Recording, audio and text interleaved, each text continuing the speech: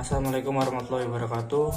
Nama saya Muhammad Rizal Jodi, NIM 934115119, kelompok 10, fikih muamalah 2. Saya akan membahas tentang akad-akad tabaruk. Akad tabaruk adalah akad-akad untuk mencari keuntungan akhirat.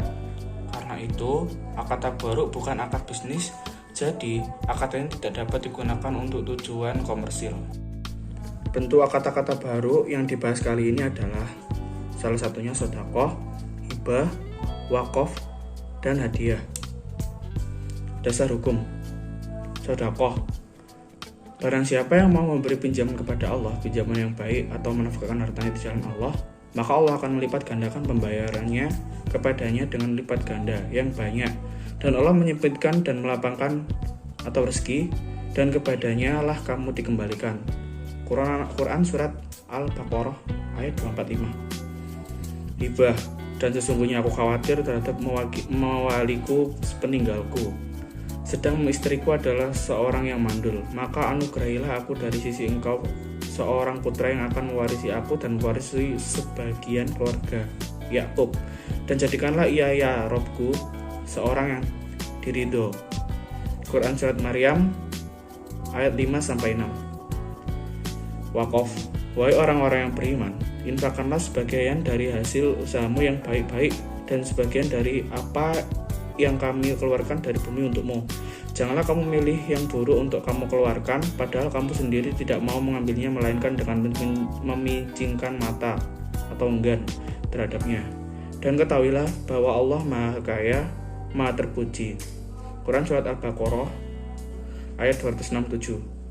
Hadiah.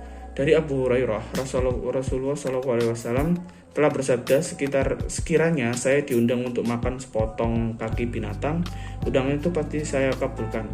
Begitu juga kalau potongan kaki binatang dihadiahkan kepada saya, tentu saya terima. Hadis riwayat Bukhari. Sedekah itu adalah mengamalkan harta di jalan Allah dengan ikhlas tanpa mengharapkan imbalan dan semata-mata mengharapkan ridhonya sebagai bukti kebenaran iman seseorang. Macam-macam dan keutamaan sedekah. Macam-macamnya adalah sedekah materi, sedekah non-materi, sedekah jariah. Keutamaan sebagai penghapus dosa, membuat harta menjadi lebih berkah, Allah akan menambahkan rezeki, dijauhkan dari siksa neraka. Hibah adalah pemberian secara sukarela kepada orang lain. Rukun dan syarat hibah adalah kehadiran pemberi hibah, kehadiran penerima hibah, barang yang dihibahkan jelas kehalalnya. Akad hibah yaitu serah terima barang hibah antara pemberi dan penerima secara nyata dan ikhlas. Wakaf adalah perbuatan hukum wakif atau pihak yang melakukan wakaf untuk memisahkan atau menyerahkan sebagian harta benda miliknya untuk dimanfaatkan selamanya atau jangka waktu tertentu sesuai dengan kepentingannya guna keperluan ibadah atau kesejahteraan umum secara syariat. Syarat wakaf harus orang yang sepenuhnya menguasai sebagai pemilik benda yang akan diwakafkan. Si wakif tersebut harus mukallaf atau akil balik dan atas kehendaknya sendiri. Benda yang akan diwakafkan harus kekal zatnya. Berarti ketika timbul manfaatnya, zat barang tidak rusak. Harta wakaf hendaknya disebutkan dengan terang dan jelas kepada siapa dan untuk apa diwakafkan. Penerima wakaf haruslah orang yang berhak memiliki sesuatu, maka tidak sah wakafnya kepada hamba sahaya. Ikrar wakaf dinyatakan dengan jelas baik dengan lisan maupun tulisan. Dilakukan secara tunai dan tidak ada khiyar atau pilihan, karena wakaf berarti memindahkan wakaf pada waktu itu.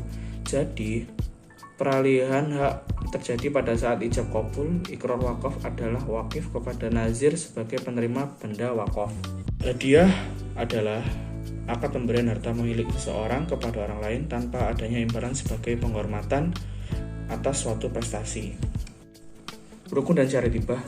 Rukun hibah, pemberian hibah atau al-wahib, penerima hibah atau al-mawhub lahu, perbuatan hibah.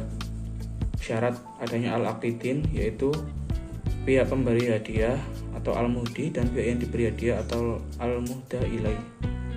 Adanya ijab dan qabul, harta yang dihadiahkan atau al-muhda.